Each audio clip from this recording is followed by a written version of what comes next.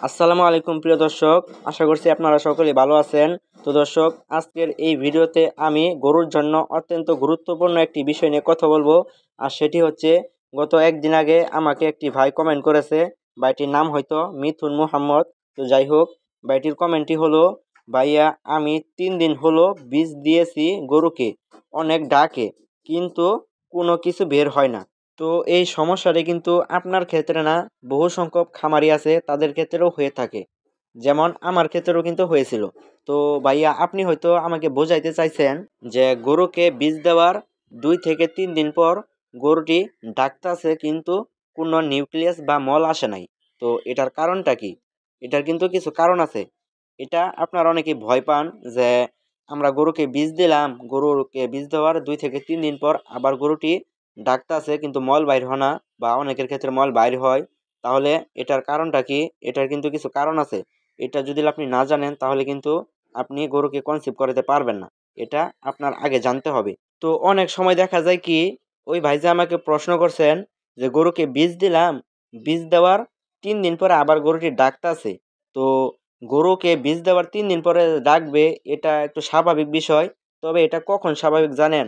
এটা যদি আপনারা দেখেন গরুটি মল আসছে, মল আসার পরে আপনি বীজ দিছেন, বীজ দেওয়ার পরে আপনি 3 দিন পরে দেখলেন গরুটি ডাকাডাকি পারতাছে, তাহলে কোনো সমস্যা নাই। আর যদি আপনারা অনেকেই একটা ভুল করেন, যদি গরু মল না ভাঙে তাহলেও বীজ দিয়ে দেন। গরু মল আসছে না, গরু ডাকাডাকি পারতাছে, আপনারা বীজ দিয়ে দেন, তাহলে কিন্তু বীজ রাখবে না। এটা 100%। কেননা যদি মল না ভাঙে গরু, তাহলে গরুর যে আপনার বীজ রাখার জায়গা আছে এটা কিন্তু খোলে না। আপনারা সহজভাবে আমি বুঝাইতেছি, যদি আপনার মল না ভাঙে তাহলে কিন্তু আপনার গরুর যে বীজ রাখার জায়গা আছে এটা কিন্তু খোলে না। আর এটা না খোলার কারণে কিন্তু গরুটি বীজ কনসিভ করবে না। আপনি যদি মল ভাঙার পরে বীজ দিয়ে থাকেন, তাহলে গরুটি 3 দিন পরে যদি ডাকে তাহলে কোনো সমস্যা নাই। কেননা আপনার বীজ যে আপনি দিছেন, এই হিটটা কিন্তু আপনার 3 দিন পর্যন্ত থাকে, কোনো কোনো গরুর থাকে। কেননা শরীরে যে একটা তাল আছে, ওই আপনার উত্তাল আছে, এটা কিন্তু থাকে। তাই এটা ভয়ের কিছু নাই। আর যদি আপনারা যে ভুল করেন, মল ভাঙছে না কিন্তু বীজ দিয়ে দেন, তাহলে হয়তো এটি সম্ভাবনা গরুটি আবার হিটে আসতে পারে।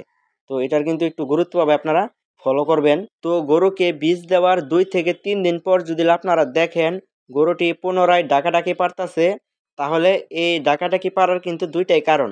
প্রথম কারণ, আপনার গরুর শরীরে কিন্তু কিছু একটা হিট থাকে বীজ দেওয়ার পরেও, এটা আপনারা ভয় পাবেন না।